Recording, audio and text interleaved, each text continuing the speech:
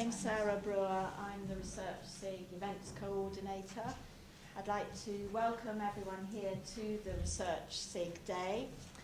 On your seats there's a programme of all the workshops and talks and forums through the day. I'd like to particularly draw your attention to the ReSIG Open Forum at 3:50. So do come along to that if you can. We'd very much like to see you there. And now I'd like to welcome Christina Gkonou and Mark Daubney, who are going to kick off our day with their workshop on insights into language learning psychology, bringing in teachers' perspectives. Thank you. So, hello and welcome to our workshop. I'm Christina Gkonou. I work at the University of Essex, and obviously, as Sarah just said, I'm Mark Daubney, and I work at the School of Higher Education and Social Sciences, which is in Polytechnic Institute in Portugal. Polytechnic Institute of Leiria, I should say, city in Leiria. And so today we are going to focus on language learning psychology, and we try to approach this topic from the perspective of teachers. And our team consists of three researchers.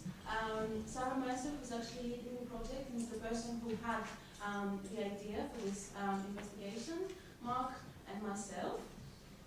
And before we move on, we would like to draw your attention to a very interesting event. I have a problem with the mouse here on the computer, so it will take some more time. This is a conference which will take place at the University of Graz at the end of May. It is on psychology and language learning. There are some very well-known invited speakers, and also workshops on different aspects of language learning psychology. The call for participants is open until next Tuesday, I think. Yes, I think so. Tuesday. So if you are interested, you can find more information online. I will also post this on the ReSIG Facebook page, so that you can all have access to it and have a look at the conference website. In actual fact, it's an outrageously good programme. And they've got some outstanding speakers, some outstanding experts. It really is does look to be a fantastic conference. We have plenty of speakers here. And they have included the names of the people who are going to give workshops and different symposia. So going back to our workshop, we will start with brief description of the theoretical background and the rationale of our study, and then we are going to talk about the research design, because this is a three-phase research project. We will present the quantitative findings, and we'll also explain how we use the quantitative findings in order to write our interview protocol. And then we will present some preliminary insights from the interviews, and then move on to suggested intervention strategies for dealing with language learning psychology, and ideas for our future steps. And before we move on to some useful definitions, we would like to ask you what do you understand by the term language learning psychology? Any ideas? You know, because one of the ideas is that we came to the teachers and said, you know, what do you understand by language learning psychology?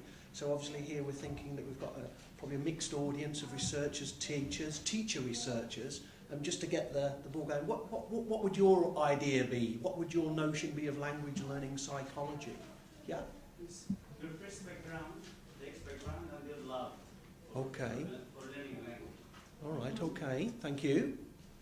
Motivation, teacher motivation and student motivation. Right, okay, teacher motivation and student motivation, okay. Yeah. I'm going to be including the theories of SLA, second language acquisition. Okay. How it all works. All right, okay, okay, thank you.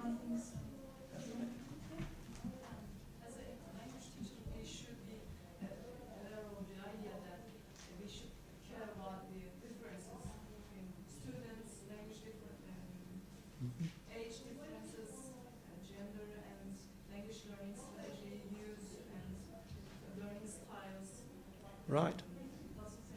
Okay. Right. Okay. Okay. Theories of self, so self-esteem, self-concept. Right. Okay. Thank you. I think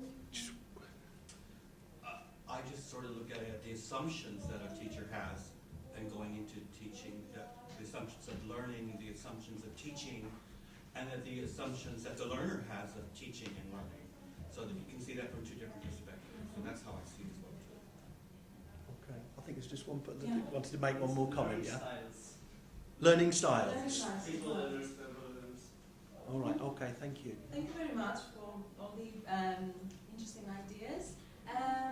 This definition comes from a book by Mercer Ryan Williams, who argued that language learning psychology is concerned with the mental experiences, processes, thoughts, feelings, motives, and behaviors of individuals involved in language learning.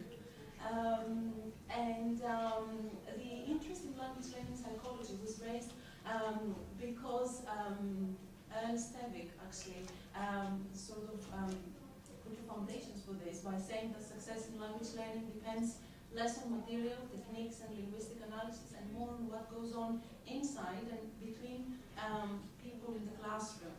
And the truth is that motivation has dominated language learning psychology. And I think that some of you mentioned motivation. You mentioned teacher and student motivation. And also, I think some people mentioned love for learning languages, which is again an incentive to learn. The rationale of our study was that research to date has largely focused on understanding the thoughts and emotions of the learners, and this refers to the literature and individual differences. But we thought that it would be interesting to see what the teachers' perspectives on this field are, what teachers think about their students and about the psychology of their students. We felt that there's a strong need for understandings of the topic situated in actual classrooms, what teachers have experienced in their classrooms, how they dealt with language learning psychology, we wanted to associate this topic with actual contexts. One principle that actually guided the research design of our project was to create data collection tools with participant benefits. And that was an idea that was discussed at the Research SIG Day in Liverpool, last year, by Smith and Anne Halligan, who actually suggested that in research we recruit participants in order to collect data, but it's also a good idea to make sure we give participants something back. We wanted to bring in teacher voices to the discussion of work in this field, but also conduct research which is respectful of teachers' commitments and giving them something back that will help them with their practice or learning more about the field. And overall, we aim to gain a deeper understanding of teachers' perspectives on language learning psychology by exploring their beliefs, their experiences, their priorities as well, which aspects of psychology they feel are more important in their own contexts than others, and to also suggest some possible intervention strategies that could potentially inform classroom pedagogy. And our research consists of 3 phases, and in the first phase we wanted to establish which aspects teachers feel are priorities in their settings, and the research questions that guided phase 1 which aspects of psychology do teachers feel are especially important and relevant for their setting, and whether there are any differences in priorities according to school level. We wanted to see what teachers feel and what their experiences are in different contexts, primary schools, secondary schools, and also post-secondary education. And for this reason, we designed a questionnaire, which Mark is actually distributing to you at the moment. It was an online questionnaire, and questionnaire consisted of 3 sections. The first section was the biodata section with questions on age, years of experience, levels of teaching and languages taught. And the second section consisted of 14 items about key constructs on psychology. And we drew all this information, maybe on the door. From the next door. Anyway.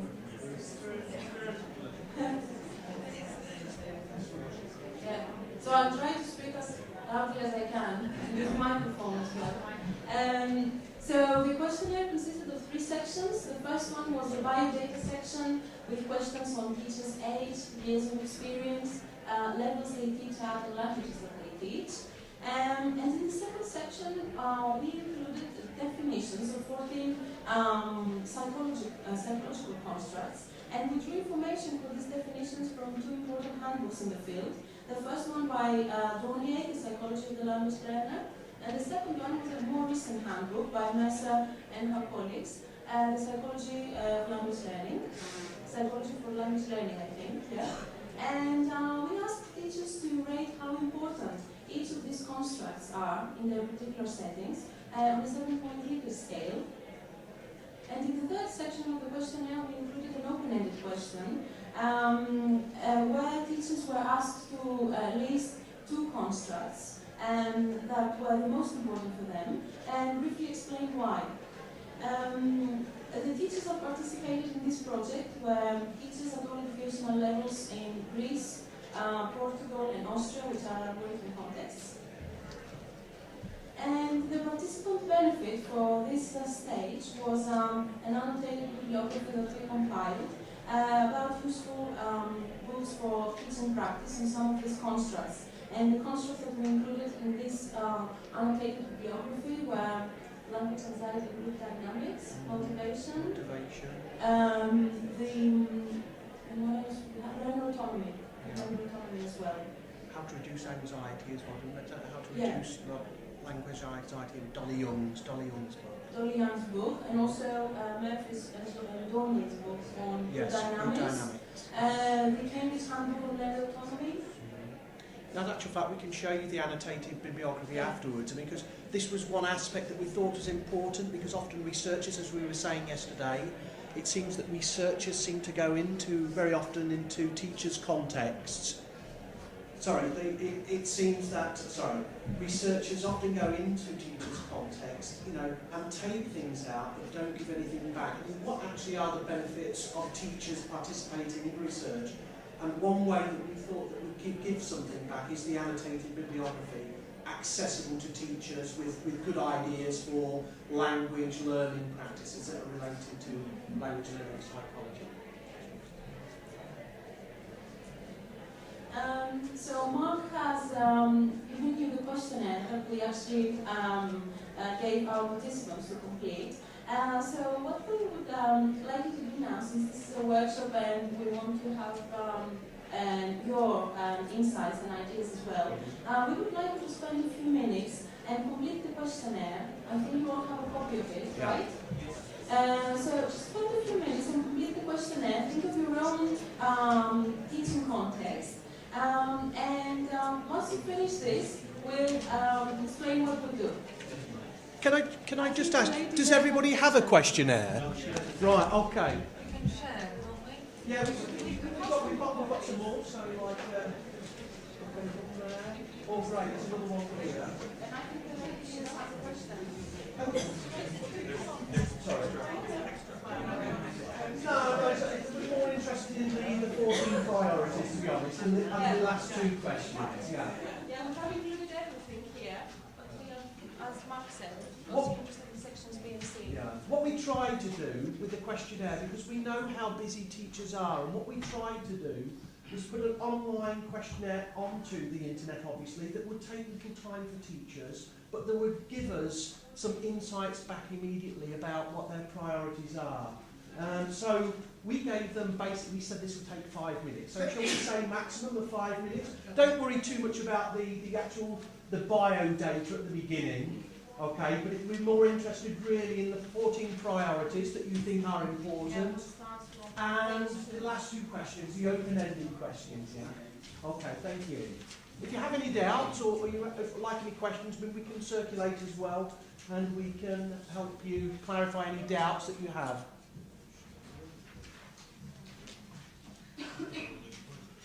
Sorry?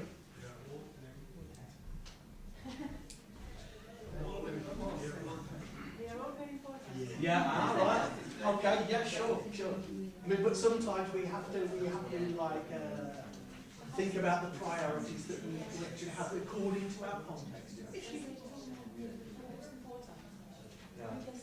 You can always say that all 14 are very important, but then at the end, like that is perhaps the most difficult one. Which one's most important for you? Yeah, but we take your point.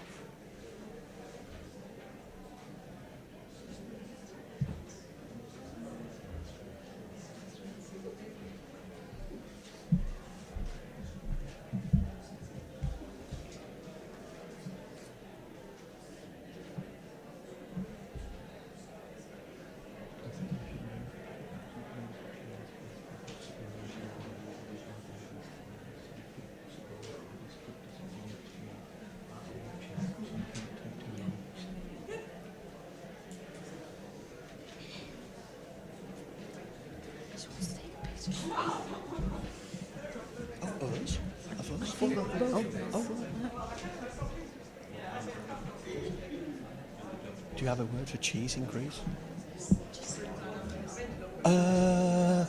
We don't.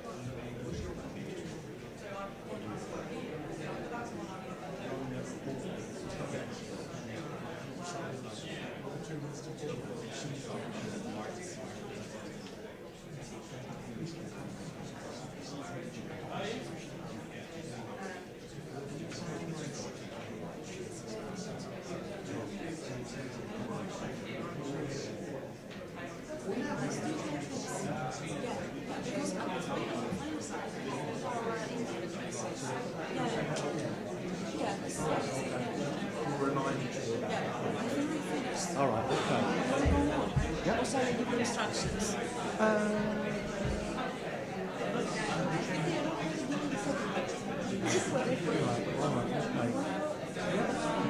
Yeah, no.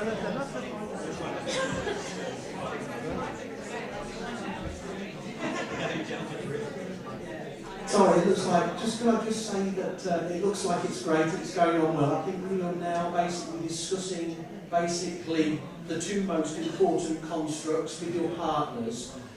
To save us time, rather than move all the chairs, I think it's much more easier, also you guys are already doing it, if basically you sit or turn next to your partner and basically discuss what ideas you came up with, okay, for 2 or 3 minutes, and then we'll stop and get a little bit of feedback from you, okay?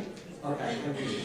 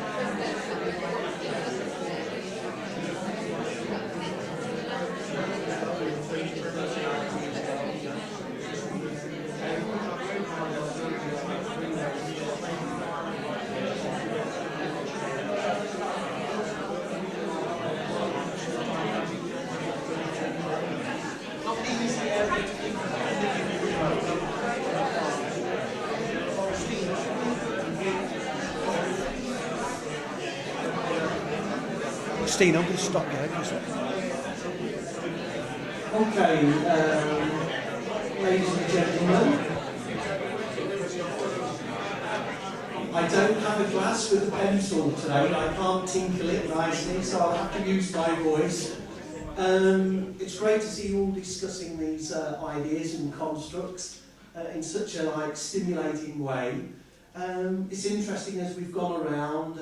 It's a complex area. It's not an easy area to work with, but it's a fascinating area, we find. And also, it obviously depends on the context and levels of learning that you're working in. What I'd like to do briefly, and just very briefly, could I just ask you, we won't have time for everybody, but could I just get an idea of the two most important constructs? Would anybody like to give me their opinion? What are the two most important constructs? I know some of you have said, they're all important. Right, okay. But also we asked the teachers to make those selections, and often this was the open-ended question was, they are all important, but if I had to choose two, these would be the two constructs. Which ones? Would anybody like to volunteer on those? Okay, thank you. At university level, learner autonomy and self-concept. Okay, learner autonomy and self-concept. Okay, thank you. Yeah? I thought for little ones, mindset and attribution. Right, mindset and attributions for little ones. Right, okay. As we were discussing, we thought that there's probably a hierarchy in there of these concepts, and some depend on what they're also independent. Yeah, I So think... I probably was choosing two that were too close. Right, okay, and also, I think one of the two comments we had was that in terms of for primary school teachers, maybe all the constructs were not always relevant to their context. Maybe I'm also thinking of attributions to kids already. Think about what their reasons for failure are and what their reasons for success are as well. I'm not a primary specialist, but I'm just wondering, would they think about that consciously? Yes. Yeah? Yes? Right, okay. Okay, interesting, right, thank you. All right, yeah. That's their problem if they attribute it to the quote, wrong area. Right, So it may not be much discussed when we're doing class puppets. right. But it is a very It's implicit in that, right, okay. But it's interesting, what comments we did have was that sometimes with the primary, we felt that the primary school teachers are saying sometimes that this is not always relevant to our context, some of the constructs. Yeah, right, sure, just like a comment, yeah, sorry. If you're teaching the class size that I am used to, then Right. motivation and learner autonomy would be up front. Right, okay, all right. It's a very large class, and you can't possibly reach Right, every okay. The motivation, getting them to work on their own is obviously crucial, yeah. All right, thank you. I teach in Turkey, and I think most of what we kind of deal with is motivation.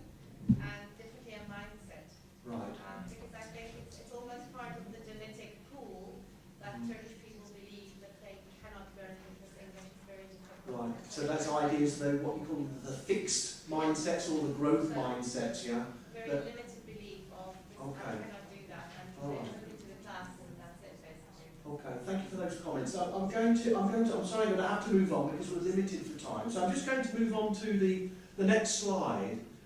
These are the quantitative results from the questionnaire, the 14 constructs, and basically, what do we have?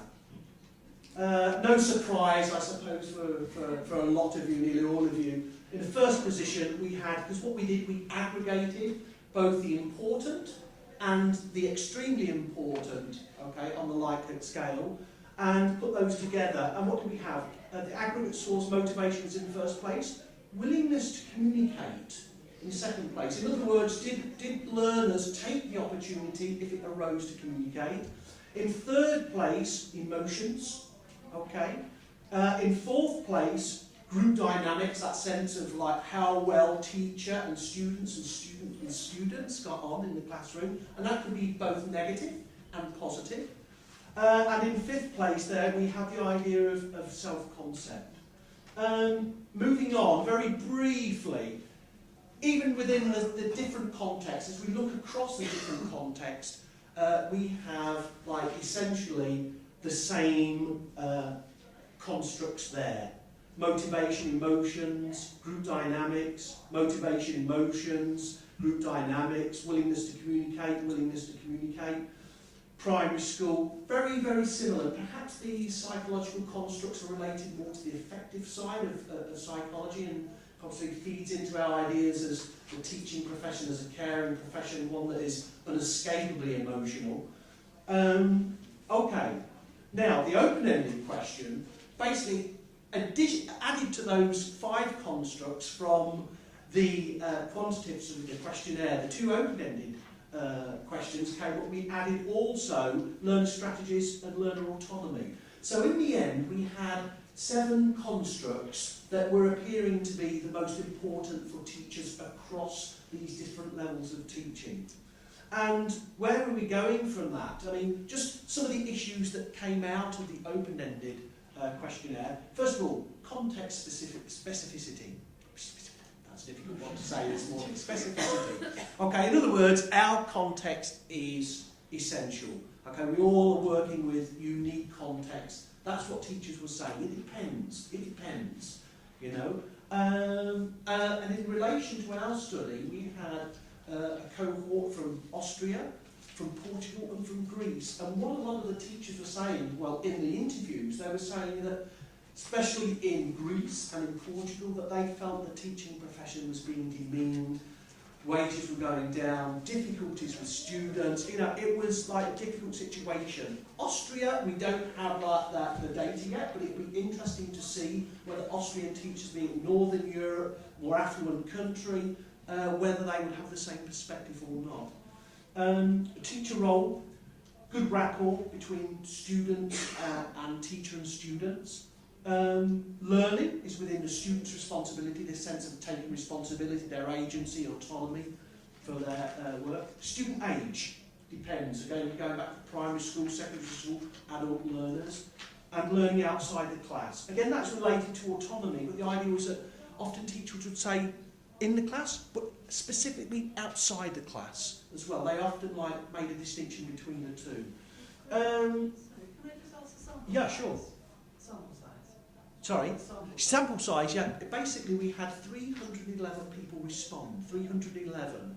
And basically, the people who answered the open-ended questionnaire, I believe, was 161. Yeah. 161, sorry. Yeah, so basically 311 and 160 answered the open-ended questions. In other words, some people did the questionnaire, but thought, I don't have time to do this. Yeah. To her question right there, a little bit more detailed, is they were teachers who answered, they were all teachers who Yes. answered. And in what context were they teaching? Is it a primary school, secondary school, university, Yeah. corporate learning? What No, was it? the vast majority of them were secondary school. Secondary. Okay, we had teachers from higher education answer, and we also had some teachers from primary school that were working in primary school sector that also answered, but the vast majority of them, of the teachers who answered the questionnaire, were from secondary school. Secondary school, just in case terminology is affecting there, from 11 to 18. Can I ask another question? Sure. If the scenario was that they were teachers who were teaching adult learners in corporate learning environments, do you think the results would be different than what you have here? I suspect that motivation may come out on top as well. I think there would be a lot of possibly different sort of like answers there. I mean, I'm not actually too sure, but I think motivation, the very word, motivates. And I think there would be some very similar answers, but at the same time, different answers as well. Performance learning, or perhaps in the function, Yeah. state. Mindsets, possibly. Exactly. Yeah. Attributions may come into it a little bit more, thinking about what Adult learning, business yeah. environment, thinking about your own success possibly a little bit more, I don't know. All right, yeah, it's very context dependent. All right, okay, just to, yeah, sorry. Just like to Yeah. clarify, were they all language teachers or L1 teachers as well? No, some of them had been trained as L1 teachers, but the vast majority, nearly all of them, I think, were practicing language teachers, sometimes teaching more than one language. I think that all of them were teaching English, but some of them were also teaching other languages, like German, for example, or what else do we have? Spanish. Spanish, yeah. Spanish. Portuguese situation, you often have people like doing Spanish and English, German, French. Some teachers who were also teaching German as a foreign language. Okay. So what do we do with that? I mean, basically, we wanted to take those findings from the first questionnaire and build them and actually go into a next phase. And basically, the next phase was to look at basically what the teachers thought about these research questions here. What do the teachers believe about these constructs? What experiences have they had in respect to them? And what are their teaching practices in respect to them? How do you do this? We did this by then looking at interviewing at least 3 or 4 teachers from each context. In other words, Portugal, Greece, and Austria. And what we're doing today, we're going to be talking about the data that we got from the Greek and the Portuguese context, the teachers who were interviewed and whose data was transcribed, the interviews were transcribed. And basically, how do we go about thinking about interviewing? First of all, we had this interview protocol. In other words, guidelines, the questions that we thought would be useful to ask the teachers. In other words, what we did was talk about their significant others in their teaching experience, their idea of their past, present and future experiences and expectations, to try to get some kind of idea of their global experience as a teacher. Then we decided to move into the more specific questions on relating to the 7 constructs that arose out of the questionnaire. Another important thing here was basically participant benefits as well. Christina, for example, had a very nice idea where she basically met the teachers and discussed the constructs with them after the interview date, and then talked more about them, about the bibliographical definitions, about the possible sort of like biography they could go to learn more about it if they wish to. In other words, we tried to give them some feedback, tried to give the participants some benefits out of the research. Preliminary insights. What came out of the data? Teachers are all sensitive to learner psychology. All aspects, I think, as you guys have confirmed here, are interconnected. This idea of all aspects of interconnected. Some of you are saying goals are very, very important, but motivation. In actual fact, some teachers are saying the goals really are the engine behind motivation, whereas all of us tend to think of motivation as the engine of learning itself. So it really was a case of complex interconnections between all of these constructs. One thing that was mentioned yesterday in an extremely interesting session was that teachers have a lot of knowledge.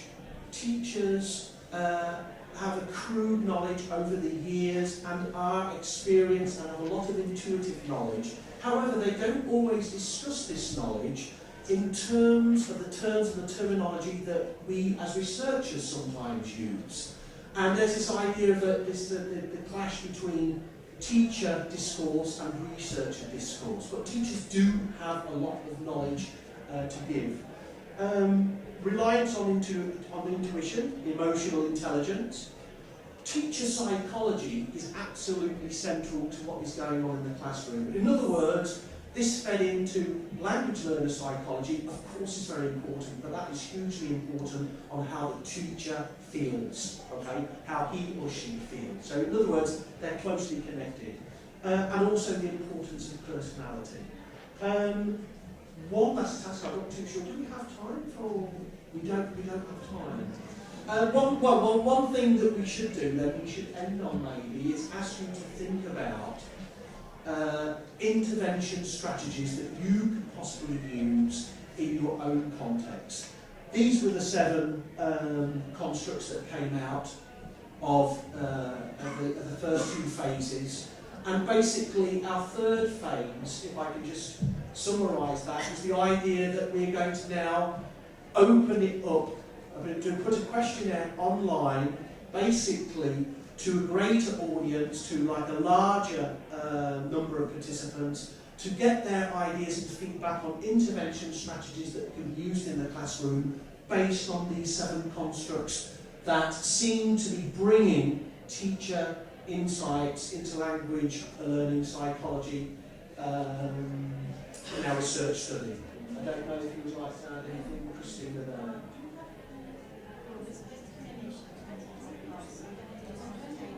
Yes. 3 minutes? Could we have another 3 or 4 minutes, maybe? Yeah. Yeah. Could we also say, maybe one thing that we say at the last slide is as our email addresses on. If you would like to know more about the research project, if you would like to get a copy of the questionnaire, if you'd like to ask us any of the questions that perhaps you don't have time to ask today, please feel free to get in contact with either myself or Christina, or Sarah obviously as well. But obviously myself and Christina's emails will be on the last slide, okay? Questions? Questions? Or any ideas for Yeah, intervention sure. strategies? Oh, yeah, exactly. These ideas here. Interventions. Can I ask, I'm curious as to why you decided to do an online questionnaire rather than doing structured referendums up. What was your thinking behind this particular approach to identifying your subjects? Can you repeat why an online questionnaire? Why an online questionnaire? A self-selected sample rather than a sample that you selected. What made you decide to do it this way? Very much a practical decision. Get to as many people as possible within yes. Because we were dealing with 3 different contexts, Austria, Portugal, Greece, we thought a way of getting to these teachers, because we also use teacher associations as well, so we thought a practical consideration would be to put the questionnaire online. But doesn't the methodology itself already filter a lot of teachers out, because we do have at that level many teachers who are not IT savvy and they would not participate in such, but also have a tremendous amount of knowledge. Right. So the methodology already filtered out a lot of knowledge. Right, sure, but I mean... That's a good point. Yeah, the main reason why we did that was the practical considerations, basically. I deal with university professors who are IT, they're just IT dumb. You know? Can I just say one thing about this though? But in my experience, when paper questionnaires have gone out to other people, that the actual sort of like response rate as well can be extremely low and frustrating. So a question of practicality, remember it's like a limited exploratory project. We thought that it made sense from that perspective. It'd be nice to do the next step. Yeah. Yeah, right. Yeah. Probably a combination. Yeah. All right. Okay. Yeah, sure. Right. If we just move along there. And also there are 2 useful handbooks. The one that I mentioned earlier, we set the questionnaire that we gave to you. We drew information for the definitions and the constructs from Sarah Mercer's book, Mercer, Ryan and Williams. There is an even more recent book, Capitalizing on Language Learner Individuality, published just it's very recent actually. 2014, yeah. Early edition. This one focuses again on many of the psychological constructs we discussed today, and it gives ideas for practical activities as well. This is Multilingual Matters. The publisher, this one here. The authors, Gregerson and McIntyre. Tammy Gregerson and Peter McIntyre. And that's the title, Capitalising on Language Learners' Individuality, from Premise to Practice. In other words, it goes from theory to what you can actually do in the classroom. In actual fact, I've got the book in my bag. I'm doing like a bit of publishing for Multilingual Matters. But you know, extremely, I think, useful book in this respect. And our email addresses. Yeah, there you go. Email addresses, should any of you wish to contact us about, and we'd be more than happy to hear your feedback about possible intervention strategies. Would be very welcome. Ideas on intervention strategies. And for the questionnaire, if you want a copy of it, we would be happy to forward this to you. And the other annotated bibliography. And the annotated bibliography as well. And of course, thank you for your participation. Okay. And your attention.